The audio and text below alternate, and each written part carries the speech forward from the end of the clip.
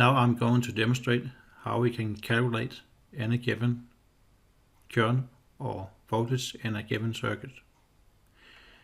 Here we have a circuit with 9 resistors and they are connected both in parallel and serial. We have one supply voltage of 12 volts and an internal resistance of 0 ohm. If we're going to evaluate the circuit, we can see that we have one branch over here and one branch over here. Actually, they are connected in parallel because the wire up here is the top wire for the parallel circuit and the wire down here is the lower connection for the parallel circuits. So the total resistance over here is connected in parallel with this resistance, total resistance, and these two total resistance are in parallel and connected in serial with this one. For this branch we have that it is a parallel connection between these two resistors of 7 and 12 ohm, and they are connected in serial with an 8 ohm resistor. Over here we got 3 parallel resistors and they are connected in serial with a 4 ohm resistor and 3 ohm resistor. So we should be able to calculate the total resistance for both branches, and then we should be able to calculate the total resistance for the circuit and thereby have the opportunity to calculate the total current in a circuit. When we have the total current in the circuit, then we can calculate the voltage drop across this resistor, and if we got this voltage drop, we can calculate the voltage of these two branches, because then we have the voltage here. And if we got this voltage, we can calculate this current, and if we got this current, we can calculate this voltage drop, and we have the voltage across the parallel circuit, and the same over here. So we should be able to calculate any voltage in a circuit and any current in a circuit. We just have to be systematic in a job. So we start calculating the total resistance for the circuit, and we, for example, can start calculating the total resistance for this branch. And we start here in the bottom. We have 3 parallel resistors, 2 ohm, 9 ohm and 6 ohm. And when we calculate the total resistance for a parallel circuit, we have to take the reciprocal value for each resistor, add them together, and again take the reciprocal value. So we key in 6 reciprocal, 9 reciprocal, and 2 reciprocal. And now we got the conductance for these 3 resistors. We add them together, and finally we take the reciprocal value, and then it gives that the total resistance for this parallel circuit is 1.28 ohm. It is a value which is lower than lowest value in of the 3 resistors, and it always has to be a lower value than the lower resistance in a parallel circuit. So this parallel resistance is in serial with 4 and 3 ohm, and in a serial connection it is easy just to add the other resistors, so we just have to add 4 and 3. So in this branch we have a total resistance of 8.28 ohm. We store that in variable number 1. Now we want to calculate the resistance for this branch, and it's the same story. we have 7 ohm and 12 ohm in parallel, and this resistance is then connected in serial with 8 ohm. So 12 reciprocal, 7 reciprocal, plus reciprocal. And then we have to add the serial resistor of 8 ohm, and then we got 12.42 as the total resistance for this branch.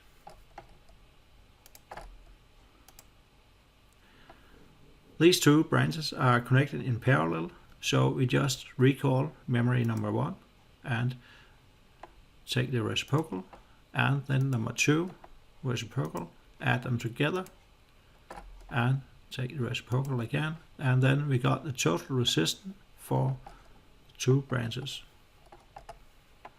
We store that in variable number 3, and now we are able to calculate the total current for the circuit because we have the total resistance here. It is connected in serial with 5 ohm, and we have a voltage of 12 volts. So we have 12 volts,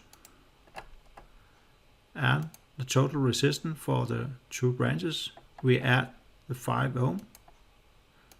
So the total resistance for all the circuit is 9.97 ohm. We divide, and then we should have a total current of 1.20 amps. Store that in variable number 4, and we can just see if it is correct. Hold the ammeter over here, 1.20 amp. Yes, it is correct.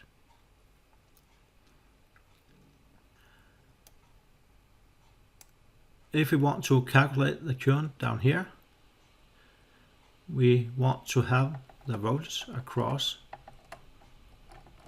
the branch, and we can calculate that because we have the supply voltage, and if we subtract the voltage drop across this 5 ohm resistor, we got the voltage which is left for these 2 branches. So we have to take 12 volt minus the voltage drop here, and we can use Ohm's law. We have the current of 1.20 amp and multiply by 5, then we have the voltage drop across this resistor. So 12 volt, recall the current of 1.20 amp, multiply by the resistor of 5 ohm. So, and then subtract the voltage drop across the resistor, and we got 5.98 volts left. Store that in memory or variable number 5. We can make a control see if it's correct that we have 5.982 volt. We can recall it, 5.982 volt. It's totally correct. So now we have calculated the voltage here.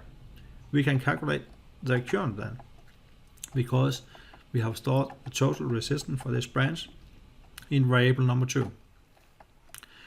So we just recall variable number 2 and divide, and then the current in the left branch should be 0.48 amp. We can make a control. 0.48 amp, it seems to be correct.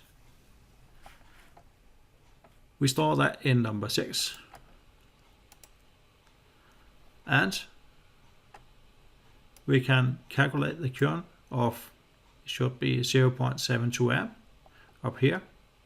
We can use Kirchhoff's law because we know that the current over here plus the current here must be the total current. So we just can take the total current and subtract the current down here. We just have calculated, and then we get the current over here.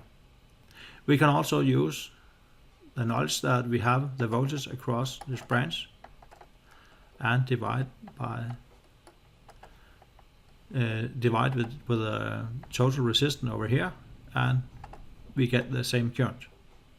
But I think I'll use Kirchhoff's first law and subtract these two currents. The total current was in variable number 4, and the current in the left branch was variable number 6. We subtract these, and yes, it is correct that we got 0.72 amp. We have to store it, and we have used all the 6 places, so we just press next, and we can store it in number 7. So now we have the voltage in the parallel, or the 2 parallel branches, and we have the currents, and maybe we want to calculate the voltage drop across this resistor. We have the current of 0.72 amp, and if you multiply that by 3, we got the voltage drop across this resistor. So we recall the current, multiply by 3, and we got a voltage drop of 2.16 volt. We can control that. See if it is correct. 2.165. 2.165. Yes, it is correct. And we can also calculate the voltage drop across the 4 ohm resistor, recall the current in the system, and multiply by 4, and we got a voltage drop of 2.887. We can control that. 2.887. So we can add these 2 voltage drops together, so we have the total voltage drop across these 2 resistors. So we just add them together, and we have a voltage drop of 5.053 volt. 5.053 volt. It is correct. We can store that in number 8. So we know that the voltage, total voltage for this branch was it 5.97 volts, I think, and we then can subtract this voltage, and then we got the voltage for the parallel circuit down here. The voltage for the parallel circuit, I think it was number 5, yes, and then we can subtract number 8, the voltage for these 2 resistors, and then we got the voltage for the parallel circuit, these 3 resistors. We can store that in number 9, and now we are able to calculate the current over here, for example, through these 2 ohm resistors, because we have the voltage across the resistor of 0.928 volts, and then we just divide by 2, and we have a current of 0.46 amp. We can try to measure it. 0.46 amp, it is correct. And we also can find out the current through this 9 ohm resistor, because we can recall the voltage drop, number 9, divide by 9, and it should give a current of 0.10 amp. 0.10 amp. It is correct.